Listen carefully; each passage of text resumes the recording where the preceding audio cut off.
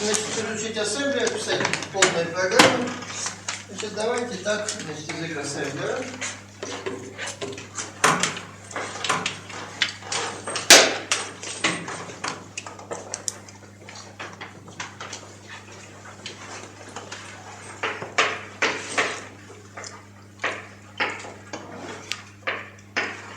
Так, язык низкого уровня, давайте его изучать сверху вниз.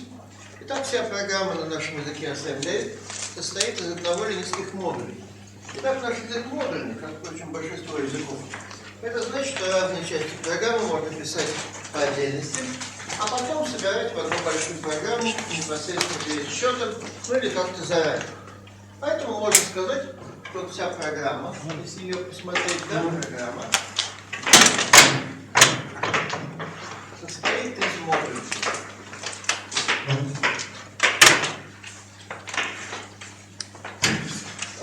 Естественно, мы первые наши программы будем с вами писать только один модуль. Ну, правда, совсем в одном модуле мы не уложимся. Мы второй модуль будем брать в готовом виде, который для нас написан автором учебника Подписчиковым. Ну, сейчас посмотрим, что мы оттуда будем брать. Так, есть один модуль готовый, второй будем писать самый, ну или первый, лучше сказать, второй подключать к себе. И вот первая наша программа будет двухмодульной. Потом, конечно, мы сами напишем два своих модуля, для примера, и третий будет подключать ассемблер. Далее мы с вами выяснили, что вот очень важной архитектурной особенностью является сегментная организация памяти. Это означает, что в каждый момент времени доступна не вся память, а только внутри каких-то сегментов. И вот количество этих сегментов может быть в программе большим, но одновременно только вот у нас в архитектуре 4 сегмента являются активными, то есть доступными для обмена. Ну, поэтому как-то надо это отобразить на языке. И вот важным синтаксической особенностью каждого модуля является вот описание сегментов, которые будет использовать человек. Итак, модули, конечно, должны содержать чаще всего описание сегментов. И, конечно, вот в сегментах обязательно должны стоять все команды и все переменные. Потому что каждая команда только тогда может быть выполнена, если она находится в каком-то сегменте. Значит, и на начало этого сегмента будет указывать потом вот этот регистр сегмента. Точно так же переменная любая x не может просто так где-то находиться в программе. Обязательно должен быть однозначно определенный сегмент, где она будет стоять. И только тогда к ней можно будет работать.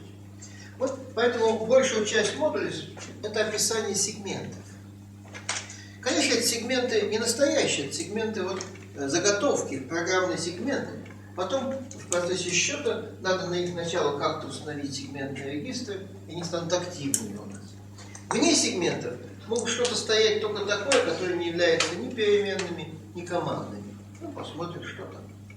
Далее, значит, вот что еще? Значит, вот основной единицей, вот когда мы писали, допустим, на Паскале, на Си, там что в программе основной единицы? Это описание и оператор. И вот это наши были кирпичики, с которых мы собирали программу. Да? Ну, правда, само по себе, конечно, тоже вот оператор состоит из более мелких частей. Но стиль мышления человека, что вот он мыслит в операторах, ну и в описаниях. Вот оператор там был нечто такое расплывчатое. Он занимал какое-то место в программе. Но в одной строчке текста были, может быть, 2 оператора, 3, а может быть, один оператор растягивался на несколько строчек. Да? Ну, какая-то такая свобода. А вот когда язык программы низкого уровня, то вообще-то там базовая конструкция константа, ячейка, да, которая может быть либо число, либо команда, например. И тогда надо как-то описать вот эту ячейку. У нас на машинной, вот, когда мы с вами учебную рисуем, там строка программы, это было вот содержимое ячейки. Чаще всего это была команда, но иногда под командой мы маскировали какие-то значения, константы или переменные с начальным значением. Так и вот у нас. У нас следующая главная единица будет вот то, что называется описание одной строки текста программы. Вот принято называть это предложение языка ассемблера. Итак, предложение.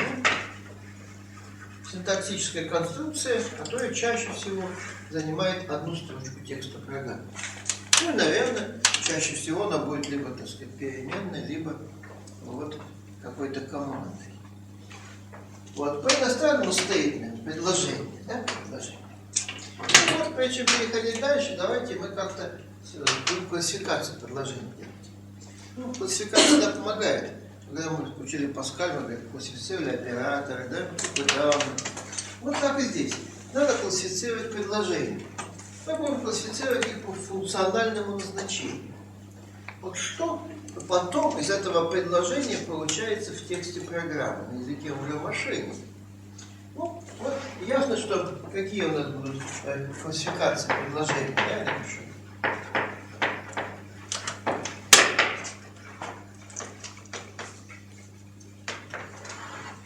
Самое простое это предложение команды, да?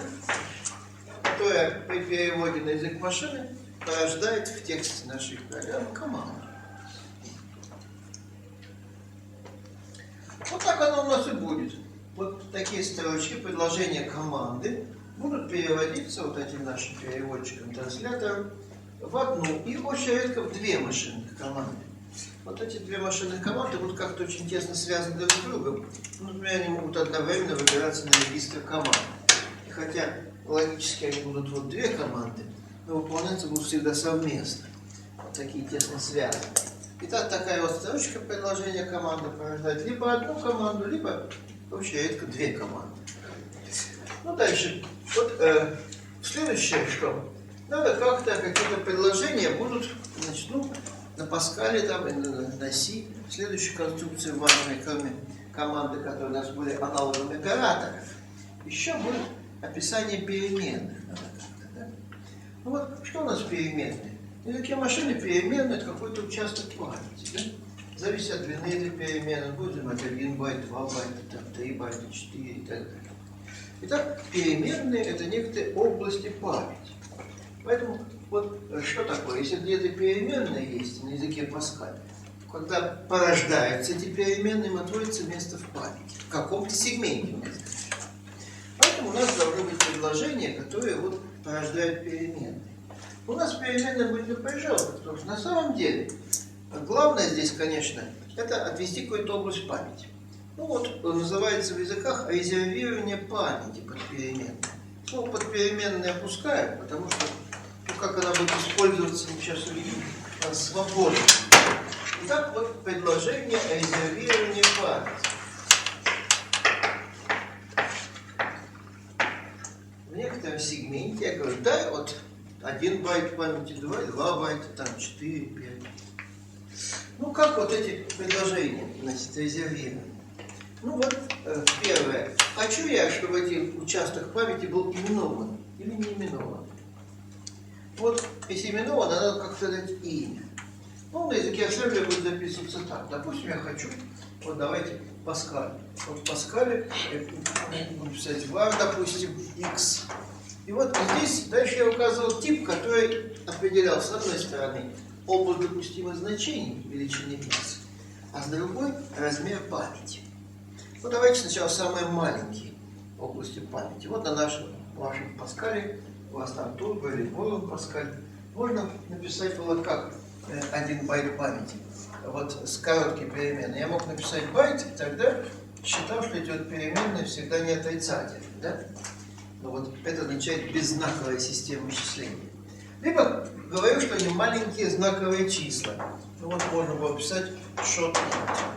Ну, в общем случае, значит, как выглядело x, а вот здесь 8 бит, вот это переменная, да? И мы, конечно, понимаем, что вот когда она порождается, у нее никакого начального значения в стандарте Паскаля нет. На вашем компьютере там ситуация сложная. Иногда туда 0 записывается, иногда ничего не записывается при порождении этого самого x. Все зависит от того, где он порождается.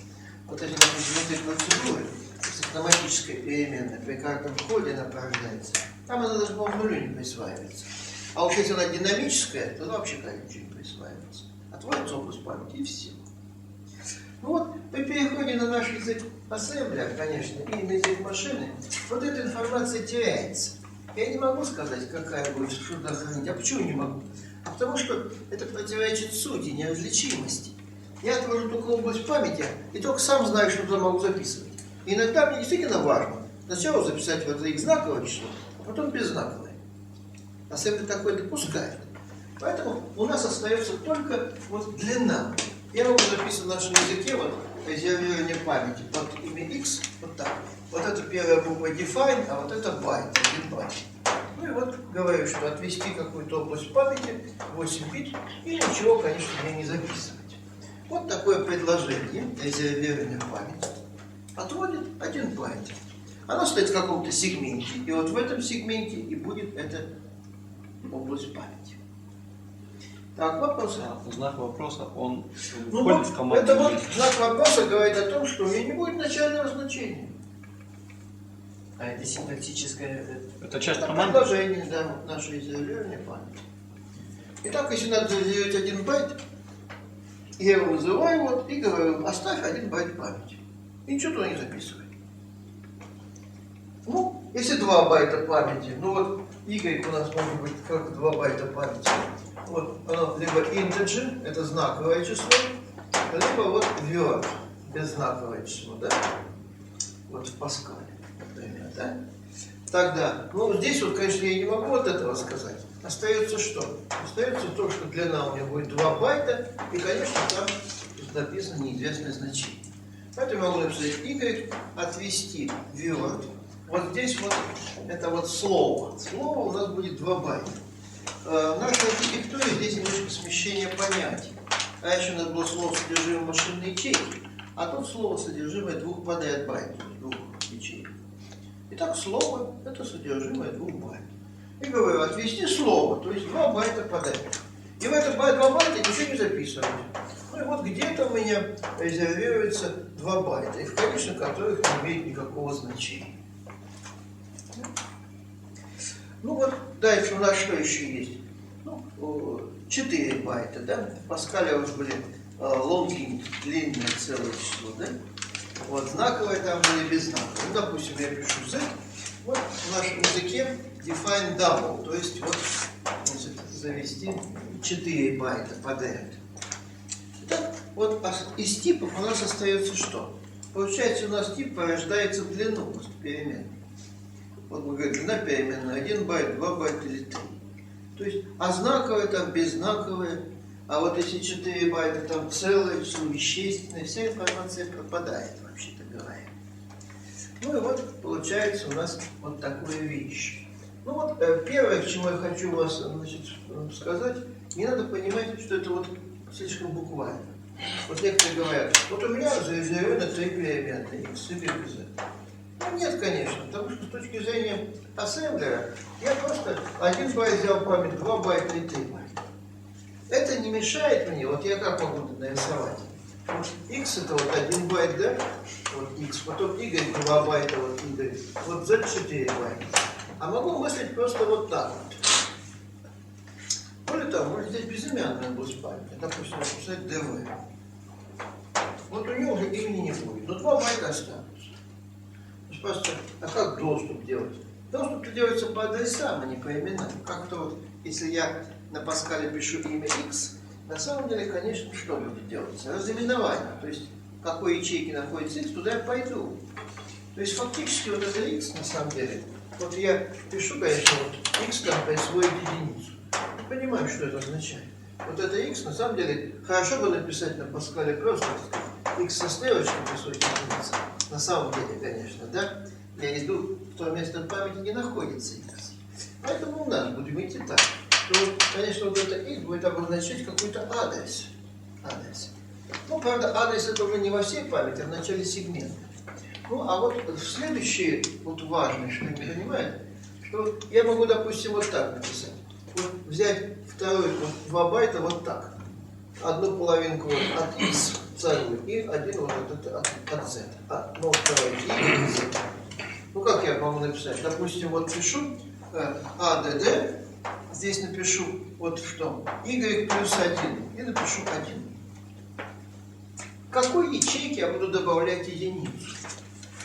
Ну, ясно, что вот я беру и говорю, вот y плюс 1 начинается с этого байта. Раз, это x, вот это y плюс 1.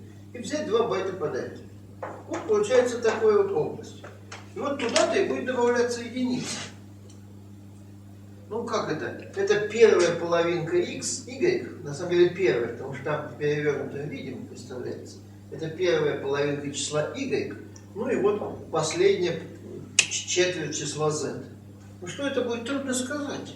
Я просто приказал взять такую область памяти 2 байта и трактовать ее как целое число.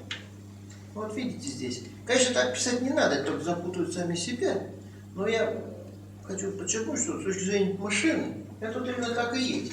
Это просто области памяти. И любые 2 байта можно взять и использовать как переменную длину, где бы она ни находилась. Ну и вот к этому можно как сделать. Вот взять z плюс там 5, попаду куда-то сюда. Итак, у нас по существу есть ссылки просто. И относительно этих ссылок попадаю в области памяти. Ну что еще? Ну мы привыкли массивы, да, заводить в память. Массивы. Ну как-то вот пишу на языке Паскаль, там, допустим, p, array, да. Вот единица там на 100 я писал, да. Ну of там integer. Ну и вот предполагалось что, конечно. Но вообще говоря, когда я писал на Паскале, массив из 100 целых чисел, я вообще даже не знал, как эти 100 целых чисел располагаются. Ну, первое, они подряд располагаются в памяти или не подряд? А кто его знает? Мне это было совершенно не важно. Вот когда я перехожу на ассемблер, конечно, ну, первое, конечно, подряд я буду располагать. Сначала x1, потом p1, потом p2. С точки зрения нашего языка ассемблера, что надо? Главное вот это вот. Из них же остается только 2 байта. И вот длина. Значит, по существу я могу сказать, возьми 2 байта и повтори его 100 раз. Вот это и будет в каком-то смысле массив. В каком смысле? Ну, в каком-то примитивном. Вот я пишу p, пишу dv, и вот повторить его 100 раз. Мы по иностранному слову повторить дубликейт, да? Вот от этого дубликейт остается 100 раз. Вот слово дубликейт надо читать. Вот. И что? Ну, конечно, вот здесь опять не имеет никакого значения. Ну, массив это не массив. Конечно, очень можно думать, что массив из 100 слов. Будут ли они знаковые, будут ли они беззнаковые. И как я их буду вообще, так сказать, буду я вот брать это по 2 байта, могу где-то по 1 байту взять или по 3. Дальше я их использовать могу как хочу. Вот важно понимать, что вот здесь, когда я описывал, дальше вот это P просто так нельзя было использовать вне этого контекста. Я мог написать там P от 5. Ну вот никогда не написать P от там какой-нибудь 5,5, да? То есть взять, так сказать, P плюс 1 там ячейку и задвинуть на 2. То есть взять 2 байта из 2 разных элементов. Такого запрещалось. А у меня, конечно, как угодно. Вот это просто 100 раз по 2 байта, 200 байт, и я могу любые из них 2 взять как переменную использовать. Ну вот, понимаете, что вот что-то потерялось от Паскаля, еще многое теряется. Да? Тип потерялся, осталась только длина. Вот. Границы переменных потерялись. Вот в языке Паскаля никак нельзя было взять, допустим, что вот из этого y, так сказать, половина, вот, байт 1, да? А здесь спокойно, вот как взять половину, допустим, первую половину. Могу трактовать ее как маленькую ячейку. Допустим, пишу вот y, ну давайте вторую половину учим. Y плюс 1, допустим, 5. Вот если написать так, то это будет сомнение. Значит, какие сомнения? Вот я говорю, пойди в память куда-то и пошли 5. Ну вот 5 может быть 1 байт занимать и 2 байта. Как будет наш программа-переводчик решать это сомнение? Она посмотрит, что про Y сказал человек. Ого, dv. Значит, тогда 2 байта возьмем и запишем вот сюда и сюда. 5, длинную. А если я хочу, допустим, только вот сюда записать 5? Ну, как это сделать? Ну вот, просто так, не поймешь, надо как-то явно выразить свою волю. Ну как волю? Вот Y, на самом деле, это указатель. Это адрес. Я хочу сказать, что этот адрес указывает не на 2 байта, а на 1.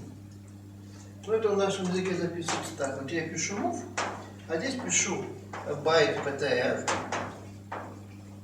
y плюс 1 и 5.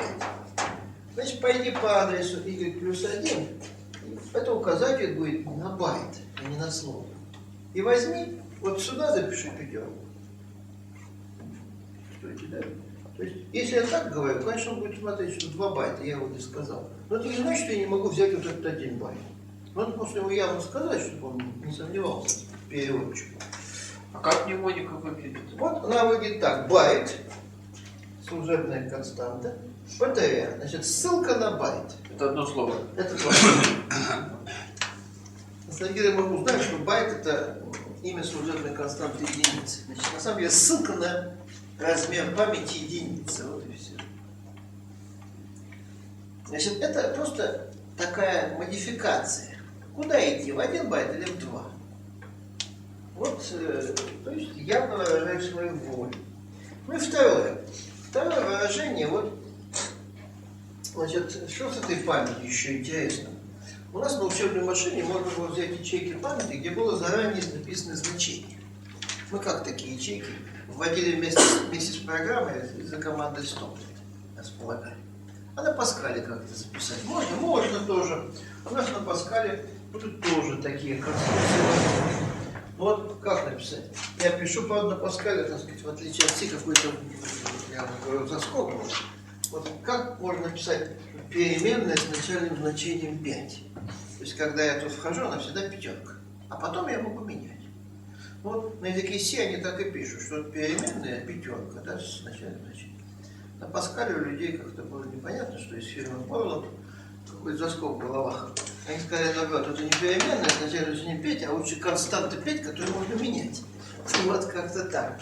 Записывают так, вот константа.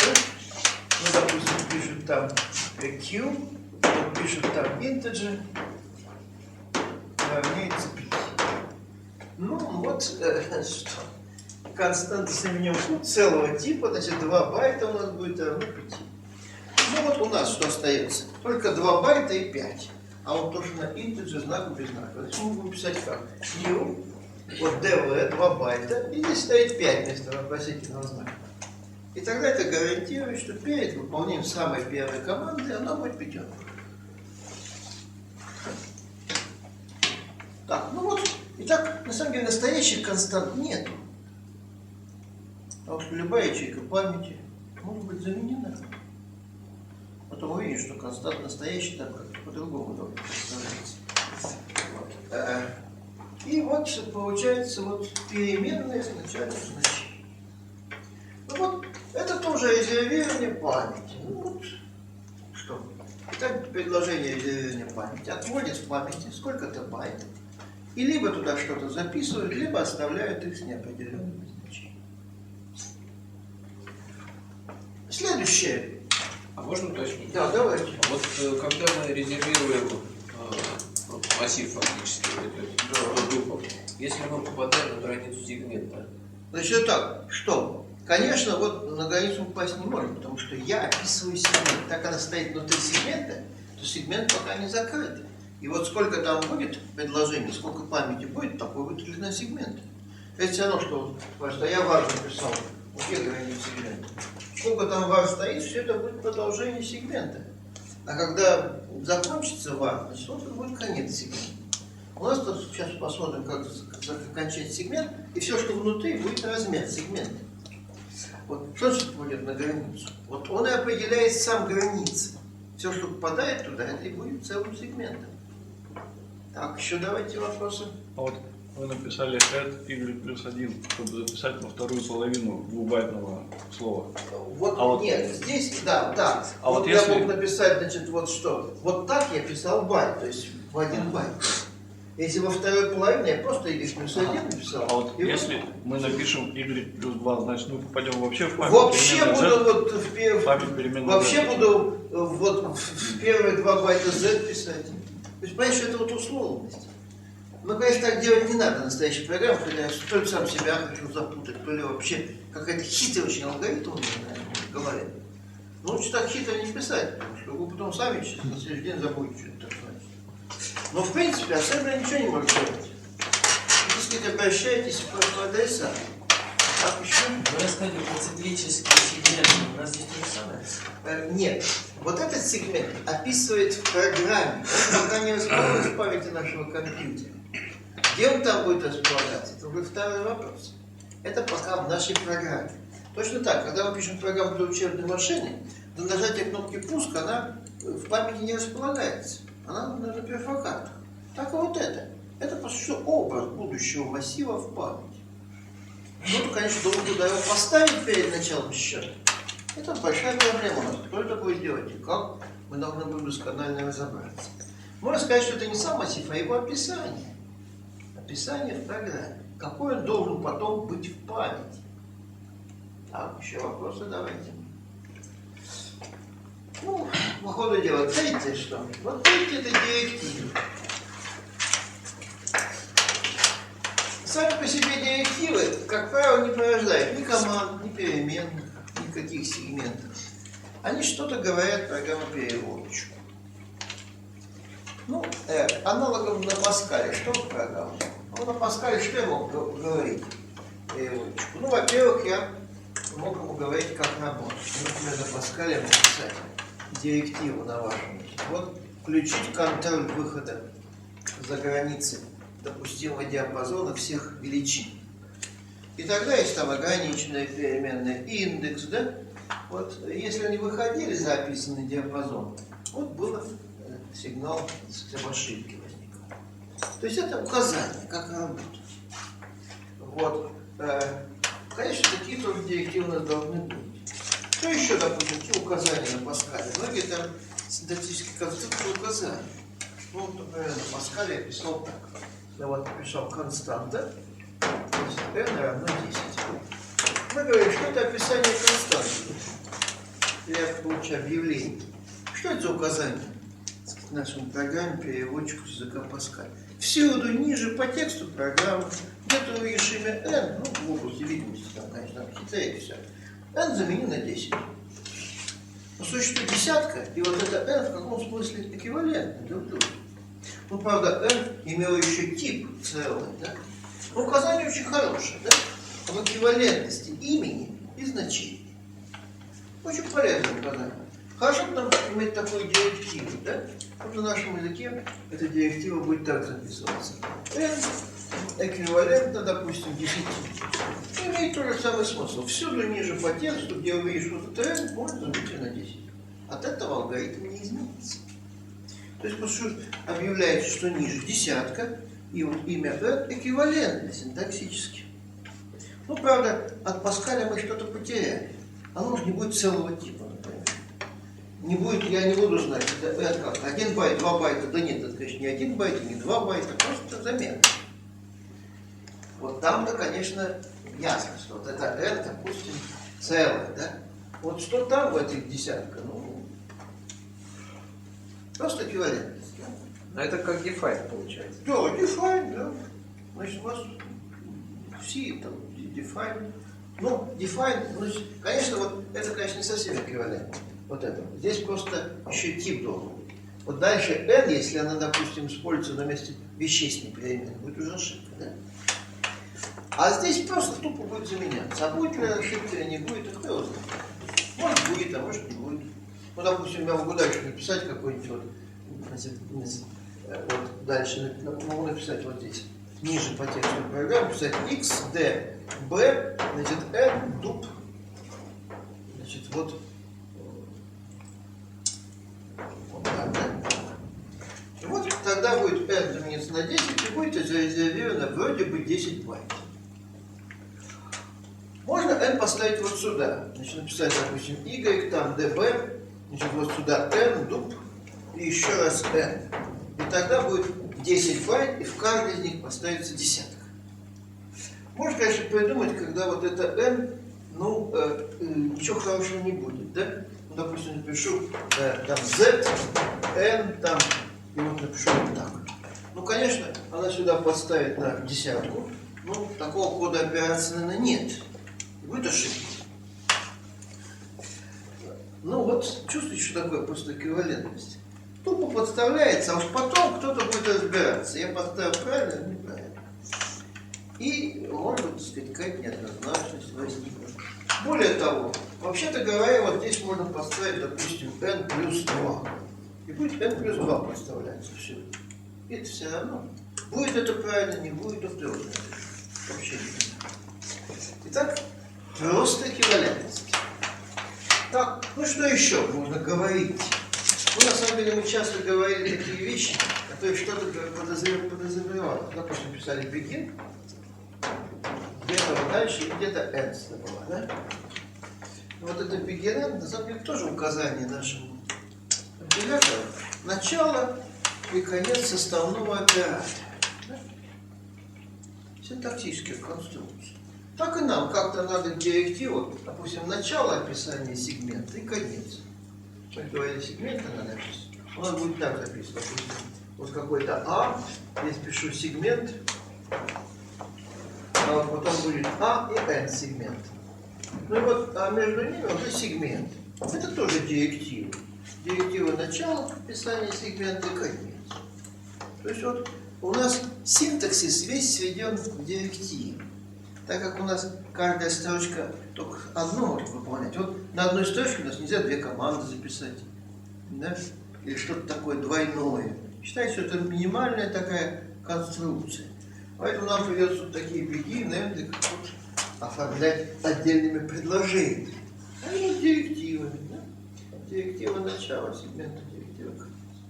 Итак, намечается много таких вот предложений директив, которые либо задают синтаксис нашего языка, либо говорят, что надо сделать дальше, какие-то указания, директивы.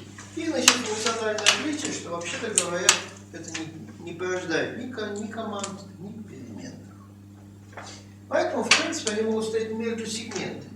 Но вот это реально эквивалентно может стоять, конечно, в любом месте, даже между сегментами. А вот это, конечно, только внутри какого-то сегмента. То есть вот между сегментом и антисегментом. Иначе будет ошибка. Если он стоит вне сегментов, не доступ невозможен. Ну, Ассемблер возмутится. Это противоречит нашей организации памяти компьютера. Так, частный случай директивы. Какой у нас частный случай? Ну вот, директива такая. Вот точку запятой, дальше идет комментарий. Ну вот, директива комментарий. Что она говорит? Вот все это можно выбросить, а тут алгоритм не изменится. Директива комментарий. Вся строчка, да? Директива комментарий. Ну вот, как я уже говорил, чаще всего директива в одну строчку записывается. Ну, иногда бывает, так сказать, что-то такое, ну, исключение. Исключение у нас будет только одно. Это многострочный комментарий. Вот на Паскале мы хорошо писали там спокойно. У нас было что? Надо написать что-то большой текст для себя, да? Мы как писали? Вот открывали, это и закрывали. Тут главное, чтобы вот внутри не было вот такой вещи, да? Запрещено было. Вот. А все остальное внутри можно было писать. Как-то надо было на Ассемблере придумать что-то подобное. Ну, иногда это много сказать. Можно, конечно, было многократно вот писать точку запятой, точку запятой, точку запятой, и вот текст. Многие так и любят. Но все-таки люди, когда стали делать, в это время были языки, вот Фортран, там, Алгол, и там вот программисты как-то уже привыкли, что вот такие вещи могут писать. Надо было дать что-то такое. Хотя ясно, что это излишество. Можно было обойтись, вот точки запятые поставить, как делают тут любят все там и так далее. Вот все такого нет в этих комментариях. Хочешь, там ставьте вот эти вот палочки, да, где-нибудь. И все. У нас что получается? Надо как-то придумать. Придумали такое. Коммент слово. Вот здесь вот так, а потом вот так. И все вот. А здесь только один закрывающий. Это вот комментарий. Ну, правда, скажу. Один говорит, а мне не нравится этот фигурный скобка. Мне в клавиатуре трудно найти. Им сказали, ну ладно, не нравится, можете вот эти два заменить на любые пары. Ну, например, сюда звездочку и сюда. Лишь бы вот там звездочки не было. Не нравится звездочку, поставьте доллар или там апельсин. Такая свобода, видимо, свобода. Поэтому вот можете пользоваться. Ну, конечно, это мало кому порешает. Обычно ставят на запятой, хотя 5-6 штук. Их легче убирать, конечно, если вставлять. А там надо помнить, что внутри звездочку нельзя писать, еще что-то такое. Вот. Ну, давайте вот. Значит, комментарий. Часто случай директива, конечно. Он тоже ничего не порождает. Так, ну, давайте вопрос после того, как сейчас изучена директива комментария. А директива контроля, вот, которую мы говорили. А нет ничего такого. Наш Ассемблер все такого вообще не знает.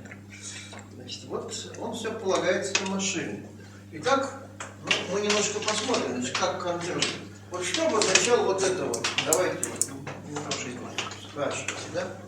Вот такая вещь, если я напишу.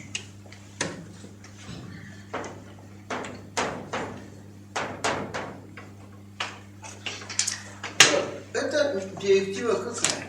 Что за указание? Вот после каждой команды, допустим, add там x там 5. Если ключом, надо проверить. А вот после прибавления пятерок x правильный ответ или неправильный? Ну как? Мы знаем, что для этого надо поставить контроль. Вот здесь вот проверить, что. Ну если x беззнаковый, то значит, знаковый, то вот флаг переполнения. А если беззнаковый, вот это. Ну то есть, значит, после каждого сложения, вычитания и так далее, поставь команду проверить. На самом деле это бессмысленно. Надо поставить, ты сам поставь эти команды. Это же как раз на нашем языке. То есть такие директивы вроде бессмысленны, сам делай. Так, ну давайте еще директиву. Ну и последний класс предложений, он специфически понимается хуже. Это макрокоманда.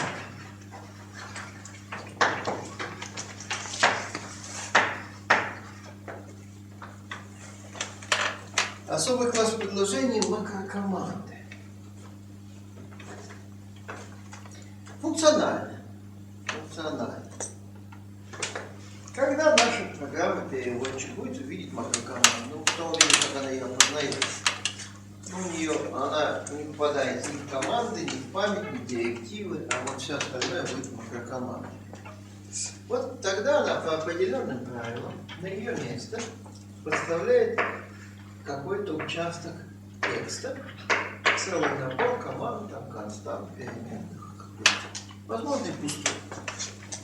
Итак, это вот подстановка, требование некоторой подстановки. Она делается по хитрым правилам, потом узнаем как. Пока, значит, такое, на место этой предложения, строчки, подставляется участок текста. Какой-то, по определенным правилам. Наподобие функции. Наподобие макропроцессирования в вашем языке C. Ну, точнее, наоборот, в C, а вот от этого идет.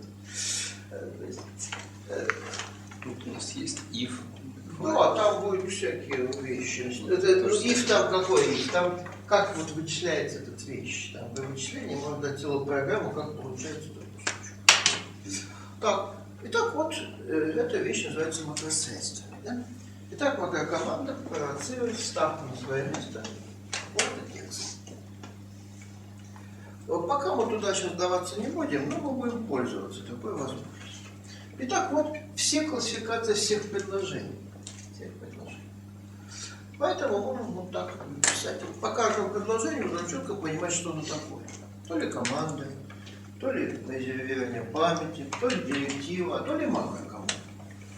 Ну, чаще всего вот это как-то команды и переменные порождают. Это команда, это переменные, но чаще всего никаких команд и переменных не порождает. Ну вот, после такого, значит, дальше. Теперь давайте структуру предложений. Вот предложение одна строчка текста. Есть ограниченной длины. Ну опять, значит, вот длина, как так сказать, в языке, как? Она ограничена максимальной длиной буфера ввода одной строки вот, в нашей системе программирования.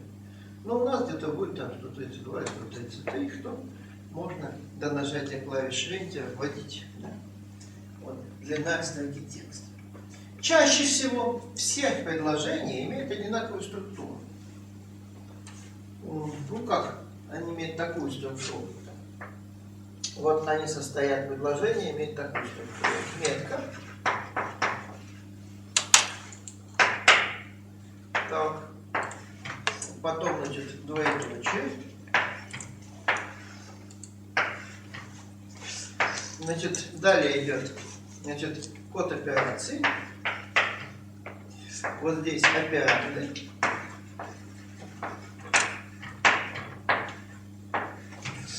Дальше вот точку запятой и комментарий. Ну, видно, что здесь вот пробел стоит из каких частей? Раз, два, три, 4 части. Первая часть называется поле метки.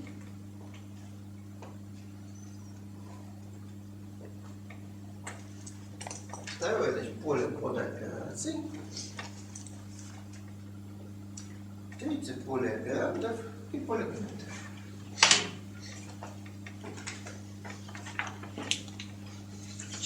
Поля предложений. Видно, что большинство из них, кроме второго, в квадратных скобочках стоят. Это значит, что их можно опускать по нашему синтаксису, помните, Паскаль. Итак, вот только код операции по большому счету должен быть. Если метка есть, тогда вот у нее либо стоит двоеточие, либо не стоит. Вот, по нашему синтаксису. А если уж двоеточие само по себе появляться не может, вот оно только может появляться после метки. Ну дальше, что такое метка? Метка — это имя предложений. Вот ясно, что все эти предложения, некоторые из них надо бы как-то назвать, чтобы потом в тексте программы на них ссылаться. Ну как вот мы называли? Вот, допустим, называли Y, а потом в тексте программы ссылались на это Y. Да? Итак, имя предложения у нас называется метка. Ну ясно, что вот имея метку, вот Y, это не значит, что я могу ссылаться только вот на вот этот участок. Вот я пишу Y плюс 1, куда-то попадаю ниже. Мог написать Y минус 1 и попасть на X, вообще говоря. То есть это такая, ну чем метка от имени отличается? Это просто некоторая точка в каком-то сегменте. Она задает положение. А потом от нее можно ходить вверх, вниз, да? И вообще говоря, никакого контроля нет. Выходите в этот сегмент, не выходите. Ну, все в нашем распоряжении. Так, метка, имя предложения. Ну, как всякое имя, оно, вообще-то говоря, имеет синтаксис. Но я не буду его писать, чем оно в Паскале отличается. В Паскале начинаться должен быть с буквы имя, да? А потом буквы и цифры. Правда, в Паскале у нас, в вашем Паскале, в отличие от стандарта, вот это считалось буквой, да? У нас будет еще больше. У нас в качестве букв еще некоторые символы включаются, которые являются буквами. Вот такие символы. Вот такой символ буква будет, вот такой буква, вот такой будет. Даже точка в первой позиции у нас будет означать букву. Ну, то есть есть расширение синтаксиса имени, то есть метки. Вот. Правда, это надо использовать как осторожно, конечно. Вот точка там, какой-то служебный смысл. В такие имена иногда будут генерироваться самим ассемблером на своей внутренней нужде. Поэтому надо быть осторожным. Поэтому лучше оставить вот подчеркивание, конечно, да? И обычные имена, ну, как Баула В.Г. Код операции. Код операции — это мнемоническое обозначение. Что? Вот код операции. Вот ДБ — это что такое код операции? Определение плавности. Если вот АДД код операции такой, ну, правда, вот сегмент код операции, ну, по операции директивы, да? Это значит, вот, да. По существу вот это что? Отождествление нашего предложения с определенным классом предложения. Ясно, что вот это будет отождествляться как предложение для изъявления памяти, вот это как команда, а вот это как директива. Ну или вот, так сказать, эквивалентной будет директива, там еще что-нибудь. Так, очень редко предложение имеет другую структуру. Ну какие? Ну, во-первых, вот, конечно, вот такое предложение, да? Комментарий, ну, другую структуру. Там кода операции нет, вообще-то говоря. Ну, оно не нужно вроде бы, да. Исключение. Ну, есть предложение вот такого хитрого вида, допустим, А равняется А плюс 1. Ну, что здесь код операции, что нет, это директива будет вот такого хитрого вида. То есть очень редко вот предложение не вот такой структуры с 4 полей, а вот какие-то хитрые. Ну и многострочный комментарий. Ну, иногда вот еще что. В Паскале иногда тоже можно в Паскале давать имена. Ну, почему давать имена? В Паскале имена чаще всего даются переменными. А вот имена Ну, команды в Паскале нет, в Паскале есть оператор, да? Можно дать имени оператора? Можно.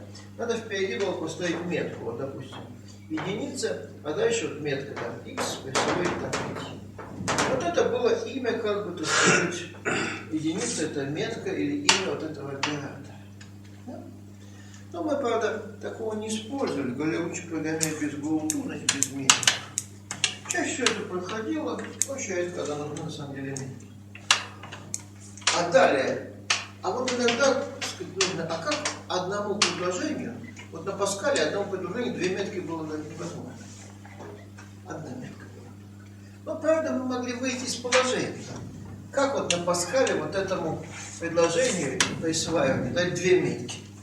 Ну, мы как выходили из положения? Потому что можно было писать два двоеточия и пустой оператор. А потом единица двоеточие и x присвоит там 5. То есть формально вот эта вот двойка имя пустого оператора. Но так оно ничего не делает, можно сказать, что двойка имя вот этого. Да? GoTo 1 и GoTo 2 приводило к одним и тем же последствиям. Да? Ну, конечно, вот спрашивают, что это нужно? Ну, ни для чего. На самом деле только единственное. Вот человек программировал, у него было 2 и 1 разные. Где-то 2 стояло, где-то 1. Потом через день ему стукнуло в голову. На самом деле надо в одну и ту же точку переходить. Чувствуете, да?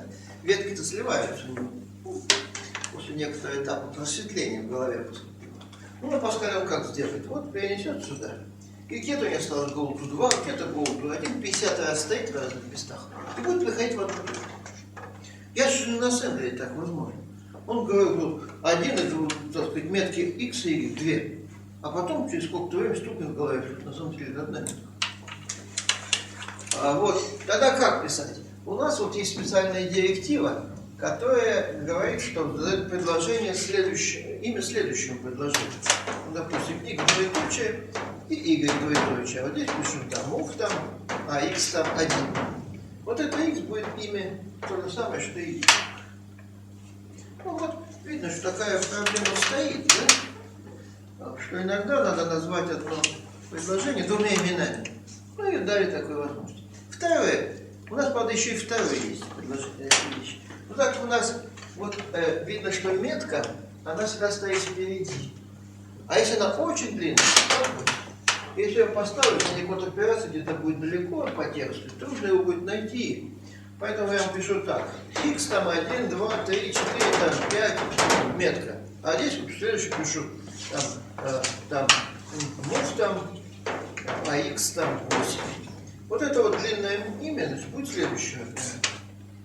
Если бы я написал тут, конечно, все бы сдвинулось, мне было трудно читать текст программы. Ну, два таких применения, да? Итак, предложение метка. Это директива. Там ничего кроме метки нет. Это будет имя следующего предложения. Ну вот, по существу, такая у нас. Ну, код операции, так, операнды. Ну вот операнды, сколько в команде операндов? Это явные операнды. Да? Помните? Мы говорили, каждое, допустим, умножение. У нее вообще-то 3 операнда, 2 сомножителя и 1 результат. Но только один из них, второй сомножитель, явный, а остальные 2 неявных. И тогда вот здесь явные операнды. Их может быть ни одного. Но у нас какие были команды из одного операнда? Вот такие, допустим, преобразовать байт в слово, да? Расширить 1 байт на 2 без изменения величины числа. Вот операндов вообще нет. Ну вот был операнд умножения. Мол, там, значит, там какой-то x, да? Вот один операнд. Могло быть 2 операнда, вот следующий, так сказать, какой-нибудь. Вот первый операнд, второй операнд. То есть, если операндов несколько, они запятыми разделяются. Более операндов. Либо вообще ни одного операнда, либо 1, 2. Иногда будет 3 операнда, 4. Ну, правда, 4 операнда, там 3, 4, когда это будет? Ну, настоящих команд таких вообще-то нет у нас, где будет 4 операнда. Но у нас есть макрокоманды. Вот макрокоманды, там вот это аналог каких? Вообще такая функция. Допустим, макрокоманда квадратного корня. Тогда, конечно, там будут какие? Ну, или макрокоманда максимума из многих чисел, да? Или интегрированные макрокоманды, да? Тогда там будут какие параметры, операнды? начало интегрировано, конец, ссылка на функцию, ссылка на точку, еще что-нибудь. И тогда, конечно, здесь будет сколько угодно операторов. То есть, сам если не говорить, сколько должно быть операторов, это определяется кодом операций. Ну и комментарии можно ставить, а можно не ставить, они откидываются. Да. Так, давайте вопросы по структуре. А код операции можно задать с переменным количеством операторов? Ну вот, конечно, макрокоманды. Если макрокоманд, то там какие-то правила по рождению этого текста, которые могут учитывать переменное количество. Это у нас будет потом. Так, конечно, да, то здесь будет у нас. Чего еще макрокоманды нужны? Они хитрые такие. Так, ну спрашивают теперь, зачем вот двоеточие есть иногда нет. Семантика следующая. Если двоеточия нет, это метка имя переменных. А если двоеточие есть, это имя команды. Вообще-то говоря, значит, какой контроль есть? Вот сюда нельзя ставить двоеточие. Ну, возле текста, да. Вот сюда на такие надо ставить двоеточие. Иногда такие вещи бывают, где можно его поставить, а можно не поставить. Можно вопрос? А вот вы сказали, туда нельзя ставить двоеточие, так а можно же, почему нет? Получается, что это метка на вот я область объясню, памяти. значит, да, значит, на самом деле как? Можно, конечно, поставить, но там некоторые команды будут работать по-разному, есть метка или нет. Мы потом вернемся. Команда перехода будет делать прямой или косвенный переход, зависит от того, есть метка или нет. То есть, да, иногда можно ставить метку, но тогда это будут совсем другие вещи. То есть эта метка что-то значит. Что она означает символически? Если метка с двоеточием, это имя команды. Поэтому если стоит go to, надо туда идти. А если это вот имя переменной, то стоит go to, надо пойти не в эту x, а в то место, которое хранится в этом месте. Ну, пока на это можно внимание так не обращать. Это очень редко когда используется. Пока запоминаем, что здесь метод точки не ставится двоеточие, там ставится. Так, давайте еще вопросы. Ну вот, теперь, когда у нас есть структура предложения, ну давайте, что нам надо для хорошей жизни. Ну вообще, чтобы писать программу, нам надо как-то связаться с внешним миром. Вводить числа, вводить текст, выводить. На учебной машине у нас были специальные команды, 4 штуки. 2 для ввода массивов целых и вещественных, и 2 для вывода. Да? Целых и вещественных. В нашей новой машине здесь обстоит дело хуже. У нас команды ввода-вывода тоже есть 2, но они совсем примитивные. Они берут 1 байт с регистра, допустим, AL, и отправляют куда-то во внешний мир. Вот, по указанному месту. Где это место и что обозначает, вообще трудно определить. И наоборот, могу во внешний мир обратиться и взять оттуда 1 байт и поместить на регистр AL. Ну, иногда можно и 2 байтами обмениться, но в старших моделях еще и по 4 байта. Вот все. То есть нельзя, так сказать, в команду ввести массив, даже одно целое число нельзя ввести. Чтобы ввести одно целое число, надо какую-то, так сказать, маленькую программу написать. Причем там будут хитрые команды. Ну как здесь нам быть? Если мы вот, такая проблема возникла, конечно, когда мы переходили на этот ассемблер. Как 2 путями можно пойти. Как в некоторых учебниках. Давайте, говорит, без ввода-вывода писать. Вот как. Будем писать так. Вот. Иксы, пусть там что-то есть, фрагменты программы. Не полный программ, фрагмент. Кто-то туда ввел. Ну, вот так как-то учат еще и в школе обычно. Непонятно, что это такое. Вы пришел как студент, ну там задача была ввести там x, вычислить что-то. Я говорю, где же у вас вводится x? Ну, в Паскале, да? А вот, говорит, у меня там стоит вот, это рандом, там какой-то x, да? Вот, говорит, он вводится. То есть вместо ввода стоит что-то непонятное, да? Вот мы по такому пути, конечно, пойти не могли. Но начать изучать вот эти хитрые команды тоже как-то сейчас не вовремя это делать, да? Потому что там такие вещи, которые пока... Поэтому лучше вот как это, как армия наступает, какая-то крепость обороняется, не сдается, ее окружают, а армия идет дальше, там остается. Пока не взятая крепость. Так у нас еще. Решили написать макрокоманды ввода-вывода, на место которых и будут подставляться маленькие кусочки с хитрыми командами. Нам будут эти команды вызова процедуры ввода и вывода. Да? А программист будет знать, что вот это ввод будет для него. Правда, он понимает, что это настоящая команда ввода, на место будет подставляться маленький кусочек текста, который будет все делать. Ну, осталось написать вот эти кусочки и дать вот эти макрокоманды. И тогда все начнет работать. Ну вот так. Пошли по этому пути. Поэтому давайте, какие у нас кусочки понадобятся, какие макрокоманды ввода-вывода. Ну, для хорошей жизни, конечно, так как знает Паскаль, студенты, надо, чтобы это было как-то очень близко к Паскалю, да? Ну, давайте посмотрим, что мы решили сделать. Их потом можно написать в виде отдельного текста и приложить. Вот это и будет второй модуль, который будет подключать. Там будет процедура ввода-вывода находиться. Они их только вызывать будут. Ну что, сначала примитивно ввод и вывод одного символа. Ну, если сделать такую макрокоманду. Ввод символа. Ну так, это, вообще-то говоря, команда по внешнему виду. Другой девушка в языке машины или нет? У нее синтаксис как у команды. А как мы задаем команду синтаксис? Что? Значит, у каждого это будет код операций, а здесь допустимое значение операции. Помните, АДД мы говорили, что там можно ставить, а что ставить нельзя. Ну, все остальное нельзя ставить. Ну, давайте. Куда можно ввести? Ну, что такое у нас символ? Символ будет это беззнаковое короткое целое число, 1 байт. Номер символа в памяти. Поэтому вот у нас будут здесь допустимые операнды такие. R8 и M8. Либо можно ввести в регистр код символа, либо в какую-то ячейку памяти. Так, вывести один символ. Так, вывести. Ну вот, решили out, check.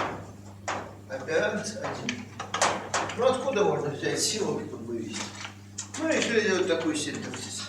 Должны понимать, что символ может находиться в регистре маленьком. Символ это что такое? У нас символов типа нет в Ассемблере. И на языке машины. Вместо этого символ это беззнаковое маленькое целое число короткое. Байт. Ну, где он может находиться? В регистре R8 любого. В памяти M8 в 1 байт. Ну, наконец, можно дать самой команде.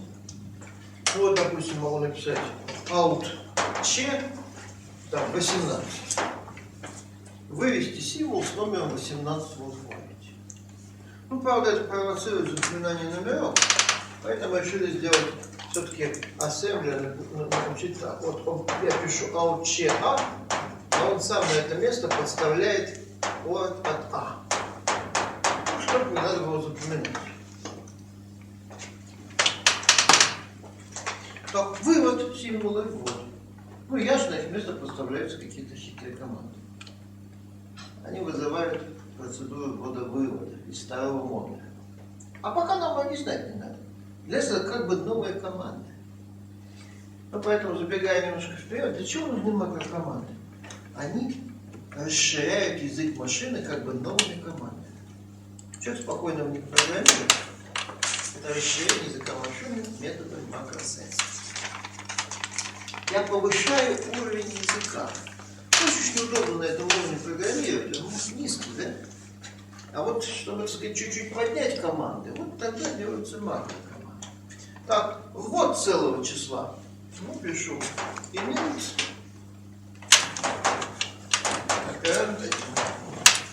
Ну, куда решили сделать такую команду? Ну, мы как? Решили, что можно будет использовать, и написали хитрый вот этот. Да? Они в учебнике опубликованы, все, кто хочет, там можно посмотреть, конечно. Кто не хочет, может показать. Так, а куда ввести символ?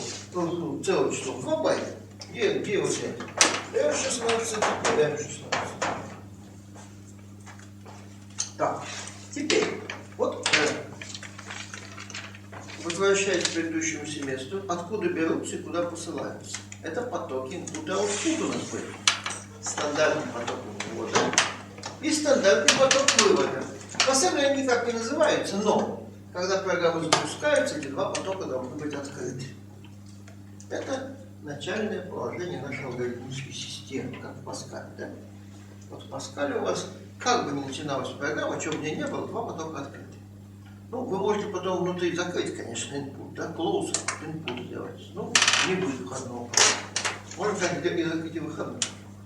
Но это уж потом. Она на входе, потоки есть. Так и вот. Куда они ведут, мы не знаем. Может быть, output идет на экран, как обычно. Может быть, идет на принтер, файлы, да, вообще на сетевую карту какую-нибудь. Это нас не интересует. Да? Ну, конечно, вы предполагаете возможно, что идет на экран. Инент. С клавиатуры, да, если ничего не сказано. Ну, вообще-то говоря, непонятно с какого места. Вводится лексема. Ну, что мы научили? Если в лексеме целого числа она правильная, стоит явно знак минус, это будет дополнительный код. Если знака минуса нет, это прямой код. Без знака.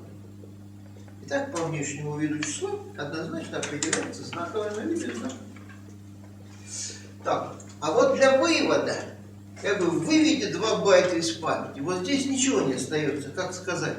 Как их трактовать? Как знак или без знака? Поэтому придется делать, в отличие от этого, 2 макрокоманды вывода. Вот я напишу так. Out, in – это знаковый вывод, а out, word – беззнаковый. Да? Ну, понятно, ориентированные людей, которые знают Паскаль, что там word беззнаковое целое число, а in – беззнаковое.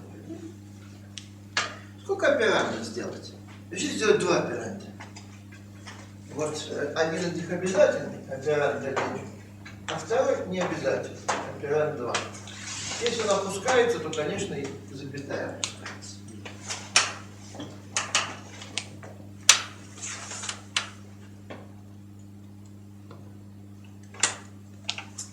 Что еще там придумал? Как это будет работать? Работа будет тождественным. Вот так. Right. Операнд 1, двоеточие, операнд 2. То есть первый задает, чего выводить, а второй сколько позиций отвести под вывод. Помните, красивые таблички мы строили только задавая явное количество, иначе все так на экране шло наперекосяк. Так, осталось определить, что мы будем считать допустимыми в качестве операндов 1 и операндов 2. Контроль должен. Ну, наверное, совсем естественное. Операнд 1 откуда взять целое число? Либо с регистра R16. Решили R8 не выводить. Ну, короткий нельзя выводить. Можно, конечно, сделать и так, но программа получилась вот этот кусочек сложнее. Физик решил мне заботиться и сказал, буду выводить только из длинных регистров. Из коротких будет ошибка. Так, из 2 байт памяти можно вывести, это R16, и из самого числа, здесь можно задать, допустим, 25, надо будет выводиться 25. Операнд 2 задает длину. Ну, решили для длины, вообще говоря, 2 байта вообще ни к чему. У нас максимальная длина строки 100, там 32, в 1 байт всегда будет видеть, да? Ну и решили, что операнд 2 будет контролироваться, что это либо R8, либо M8, либо I8. Но размер большим делать не стоит. Так, вот допустимые форматы. Команды, очень удобно. Как бы появляется в языке машины вот такая команда? На самом деле нет, конечно. Но программист может что-то установить. Более того, от него скрыта ее реализация. Чувствуете, да? Он пишет, сам ассемблер подставляет то, что нужно, и все работает. Я могу подняться на следующий уровень и не знать, как это реализовано. Так, что еще осталось для счастья? Так, надо переход на следующую строку. Right line. Помните, у нас был? Вот это right, а как перейти на следующую строку? Ну, он почему-то ключиков right line не стал писать. Ну, вот как-то провоцировать. Он написал такую команду new line, без параметров. Но она будет так действенно работать, как right line.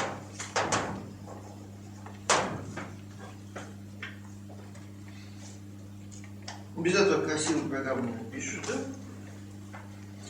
Так, еще чего? Readline надо бы сделать. После ввода очистить буфер ввода, да? Помните, у нас было вот read и readline. Вот это вот read и вот это read. Это read цель, символ, а это read целое число из знака или знака. А как readline сделать? Ну, придется, мы знаем, read делать, а потом readline отдельно. Вот команда readline, это очистка буфера. Очистка.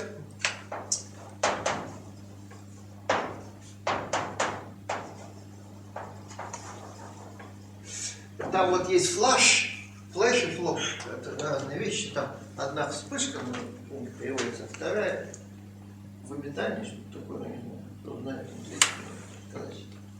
Как очистка. Сброс. Сброс, да, что-то. Сброс, опыление, там, не знаю. Так, что еще для счастья не хватает вот такой вещи? Маша, это что делает? Очистка буфера ввода, так здесь на реадline. Если там что-то было, все выкидывается. И новое input опять пойдет в источник, приведет новую строку символов. И вот, конечно, ее буферизация с контролем. Вот чисто по-скалецки. Такому же потоку. Дело в том, что в всех операционных системах там есть поток input, такой же как Паскаль. Ну, точнее наоборот, Паскаль сделан такой, как в операционной системе. Поэтому к этому же потоку подключаемся. А вот нам при решении задач наших вот этими макрокомандами пользоваться... Конечно, можно. Или надо свои все-таки? Нет, зачем? Такими и будете пользоваться. Вам второй модуль предоставлен, вы можно с тобой нести специально. Пользоваться спокойно. Заготовки написаны. Даже пользователь не понимает, как там все происходит. Понимание придет ближе к концу нашему курсу. Так, что еще осталось для хорошей жизни? Ну, вот такие вещи, да?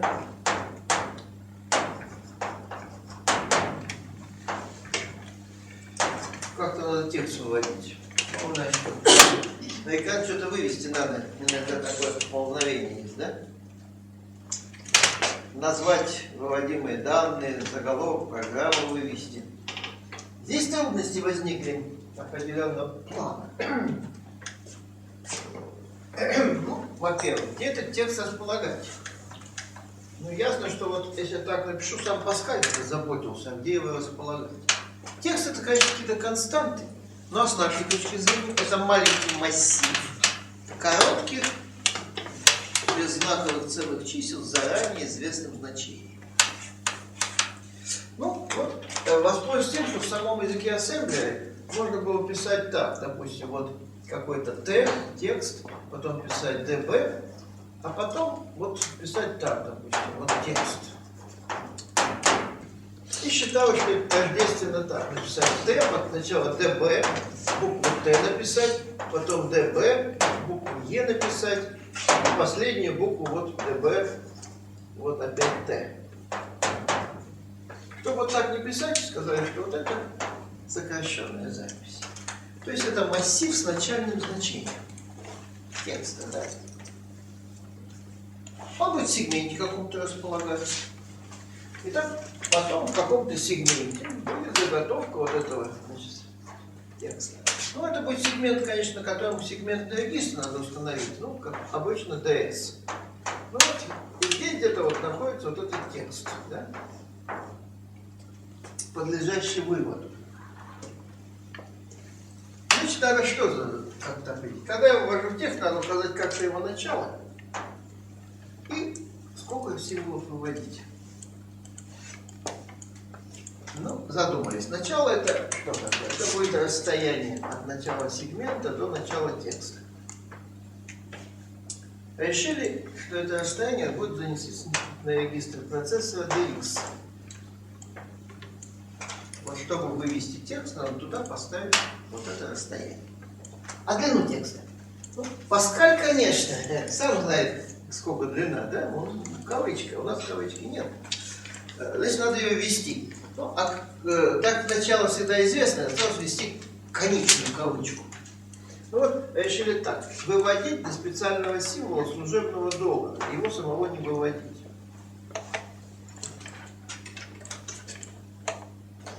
Итак, какая идея? Вывести текст хотите? поставьте его в сегмент на некоторое расстояние. Вот, допустим, имя ему дайте, можете давать, можете не давать, ваше дело, имя Т. И в конце текста поставьте. И вот, чтобы вывести, нам сначала расстояние от начала сегмента на dx вывести, как сказать, move dx. Ну вот, если я просто напишу текст, будет ошибка. Он скажет, если на dx надо взять, тогда будет говорить, взять 2 байта, начиная с буквы Т. Если взять вот этот вот, как целое число.